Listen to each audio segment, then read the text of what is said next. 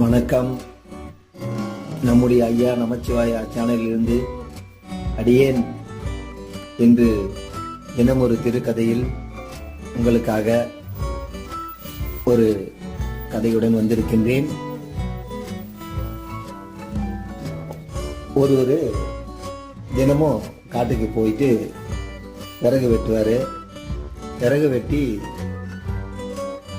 அதை எடுத்துன்னு வந்து விற்று அதனால் கிடைக்கக்கூடிய பொருளை வைத்து காலத்தை ஓட்டிக் கொண்டிருந்தார்.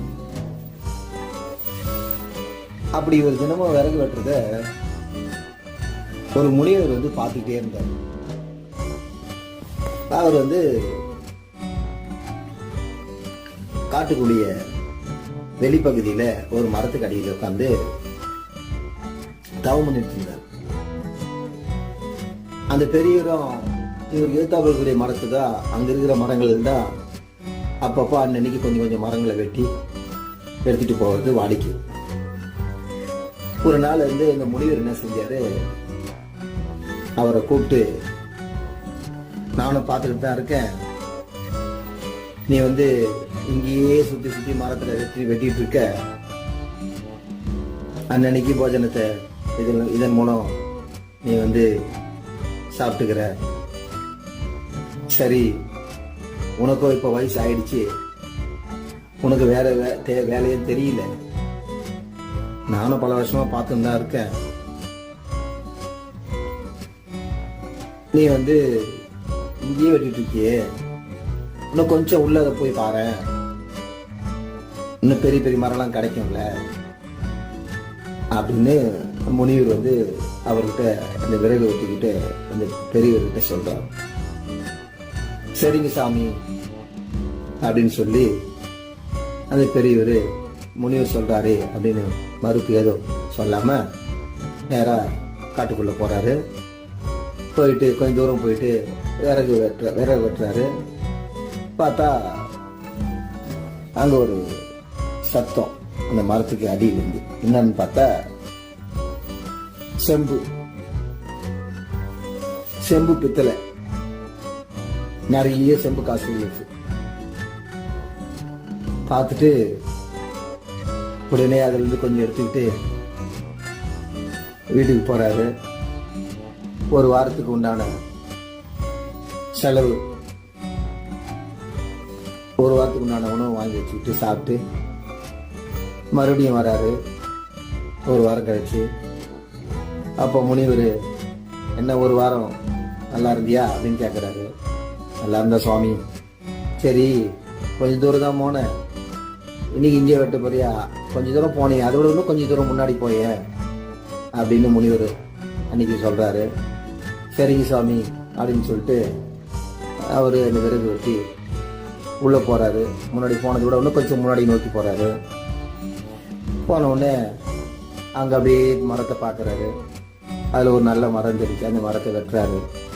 மரத்தை வெட்டிலே திரும்பி பார்த்தா நல்ல தகன்னு அவர் கண்ணில் ஒளி வீசுற மாதிரி ஒன்று தென்பட்டது. பார்த்தா அங்க ஒரு சின்ன குகமா இருக்கு. அது உள்ள எட்டி பார்த்தா அங்க வெள்ளி காசுலாம் நிறைய குவிஞ்சி இருந்தது. அதை பார்த்த உடனே சந்தோஷமாயிடுச்சு.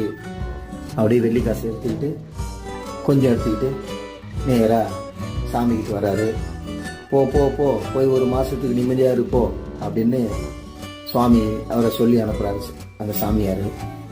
அதே பெரிய ஒரு விறகு வெட்டி வீட்டுக்கு போயிட்டு அந்த வெள்ளிக்காசு வச்சு ஒரு மாசத்துக்கு நல்லா சாப்பிட்டு சந்தோஷமா இருக்கிறாரு. ஒரு மாசம் முடிஞ்சு மறுபடியும் காட்டுக்கு விறகு வெட்டி வராரு.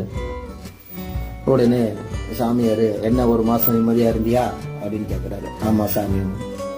சரி போ, போன முறை போனதை விட இன்னும் கொஞ்சம் முன்னாடி நோக்கி போ அப்படின்றாரு. சாமி போ அப்படின்றாரு. எதுவுமே நோக்கி போ அப்படின்றாரு. சரி சாமின்னு சொல்லிட்டு அது நேரா உள்ள போறாரு. ஏற்கனவே போனதை விட இன்னும் கொஞ்சம் முன்னாடி போறாரு. போன உடனே அங்க அவர் கண்ணுல ஒரு சின்ன குன்று ஒன்று தெரியுது. அந்த குன்று சின்ன மலை, அந்த மலையை போறாரு. பார்த்தா தங்கம், தங்க மலை. ரொம்ப சந்தோஷமாயிடுச்சு இந்த பெரியவருக்கு. அந்த தங்கத்தை கொஞ்சம் வெட்டி எடுத்துக்கிட்டு நேராக வராரு. சாமியார்கிட்ட வந்தோடனே சாமியார் என்ன சொல்றாரு, கவலைப்படாத, இன்னும் 1 வருஷத்துக்கு நிம்மதியாக இருப்ப. ஓ, இதை வச்சு விற்று 1 வருஷத்துக்கு நல்லா சாப்பிட்டு ஆரோக்கியமாக இரு போன்னு சொல்லிடுறாரு. நேராக முனிவர்கிட்ட நன்றி சொல்லிட்டு அந்த விறகு வெட்டி முனிவர் பெரியவர் நேராக வீட்டுக்கு போகிறாரு. வீட்டுக்கு போயிட்டு 1 வருஷம் நிம்மதியாக இருந்துட்டு 1 வருஷம் முடிஞ்ச உடனே மறுபடியும் வராரு. மறுபடியும் காட்டுக்கு பழையபடி விறகு வெட்டலான்னு மறுபடியும் வராரு. பார்த்தா அவருக்கு ஒரு முனிவர் அங்கே தானே இருப்பாருன்னு பார்த்தா அங்கே முனிவர் இல்லை. என்னடா அது, முனிவர் இல்லையே அப்படின்னு சொல்லிட்டு சுற்றி சுற்றி சுற்றி பார்க்குறாரு. பார்த்தா முனிவர் பின்னாடி இருக்கிற மரத்தில் பின்பக்கமாக உட்காந்துருக்காரு. அப்பாடா முனிவர் இருக்காருன்னு சொல்லிட்டு, சாமி வணக்கம் சாமி, 1 வருஷம் நிம்மதியாக இருந்தியா? ஆமாம் சாமி. சரி சரி சாமி, இப்படியே என் காலம் எப்படி சாமி? அதெல்லாம் ஒன்றும் இல்லை, போன முறை போனீங்க, அதோட ஒன்றும் தாண்டி போ, இனிமேல் நீ நிம்மதியாக இருப்ப, இன்னும் தாண்டி போ அப்படின்னு சொல்றாரு. சரி சாமின்னு சொல்லிட்டு மறுபேரும் சொல்லாமல் நேராக கோடை அடித்துக்கிட்டு நேராக போறாரு. காட்டுக்குள்ள ஏற்கனவே போன தூரத்தை விட தாண்டி போறாரு.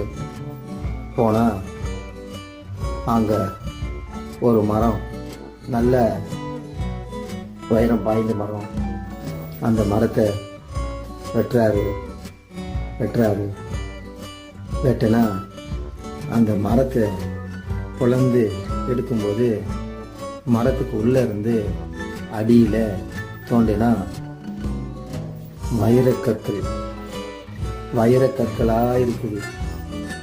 பார்த்த உடனே ரொம்ப சந்தோஷமாயிடுச்சு. அந்த வைரக்கற்களை அப்படியே எடுத்து மூட்டை கட்டி எடுத்துக்கிட்டு கொஞ்சம் அப்படியே எடுத்துக்கிட்டு நேராக வராரு சாமியார்கிட்ட. வந்த உடனே சாமியார் என்ன சொல்றாரு, இது உனக்கு வாழ்நாள் முழுவதும் பயன்படும், நிம்மதியாயிரு, ஓ இனி விறகு வெட்ட வேண்டிய அவசியம் இல்லை. நான் உன்னை பல வருடமாக உன்னை பார்த்து கஷ்டப்பட்டு மரம் வெட்டி சாப்பாட்டுக்காக கஷ்டப்பட்டு இருந்தேன். உனக்கு நான் உதவி செய்யணும்னு உதவி செஞ்சேன். எனக்கு இப்போ சந்தோஷம், நீ நிம்மதியா இரு, நீ இங்க வர வேணாம் அப்படின்னு சாமியார் சொல்றாரு. இவர் என்ன செய்யறாரு, சாமி உங்களுக்கு தான் எல்லாம் தெரியுதே சாமி, கொஞ்ச தூரம் போனா செம்பு, கொஞ்ச தூரம் போனா வெள்ளி, கொஞ்ச தூரம் போனா தங்கம், அது தாண்டி கொஞ்ச தூரம் போன உடனே வைரம் கிடைக்குது. உங்களுக்கு ஒண்ணு என்னன்னா தெரிஞ்சிருக்கும், நீங்க ஏன் இங்கேயே இந்த மரத்தடியிலேயே உட்காந்துங்கிறீங்க, நீங்க போய் அதெல்லாம் எடுத்துட்டு வந்து நிம்மதியா இருக்கலாம்ல அப்படின்னு அந்த விறகு வெட்டி சாமியார் பார்த்து கேட்கிறார். அந்த பெரியவர் கேட்கிறார்,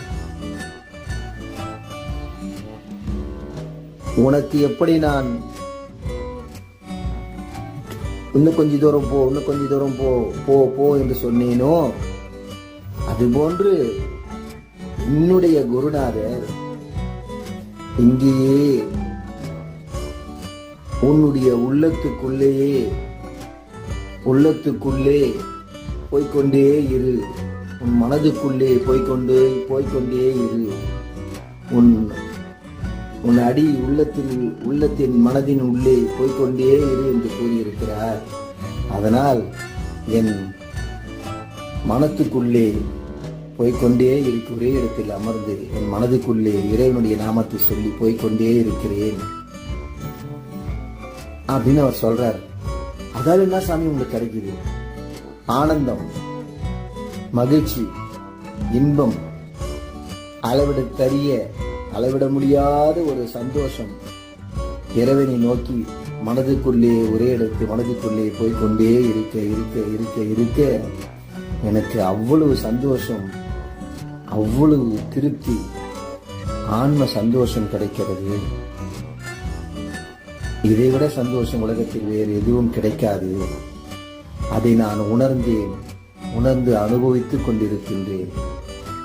அதனால் என் குருவினுடைய பேச்சை நான் கேட்டு இப்படியே இங்கே இருந்து இன்பத்தை அனுபவித்துக் கொண்டிருக்கின்றேன். கடைசியில் இறைவனை நோக்கி செல்லுவேன், இறைவனிடம் அடைவேன் அப்படின்னு அந்த குரு சொன்ன உடனே புரிஞ்சுக்கிட்டேன் சாமி, புரிஞ்சுக்கிட்டேன். உங்களை மதிச்சு நான் போய்கிட்டே இருந்ததுனால மானிட பிறவியான எனக்கு இதெல்லாம் கிடைச்சிது, பொருள் அதிகமா கிடைச்சி, நிம்மதியை கிடைச்சிது. கடைசியில அதே போல நீங்க உங்க குருவினுடைய பேச்சை கேட்டு மனதுக்குள்ளேயே போய் கொண்டதுனால உங்களுக்கு இறைவனுடைய பாதம் கிடைக்குதுன்னு சொல்றீங்க.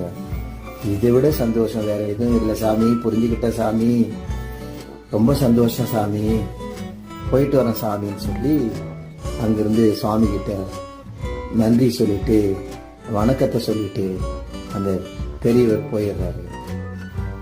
இதிலிருந்து என்ன தெரியுது?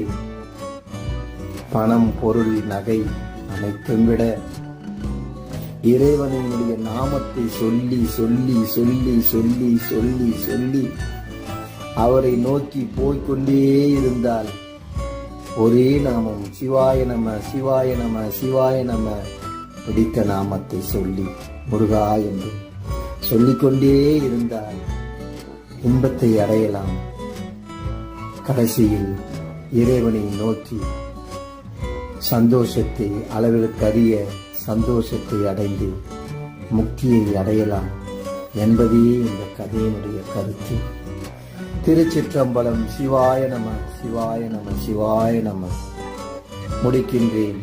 கதை கேட்டமைக்கு எல்லோருக்கும் நன்றி, மிக்க நன்றி. திருச்சிற்றம்பலம்.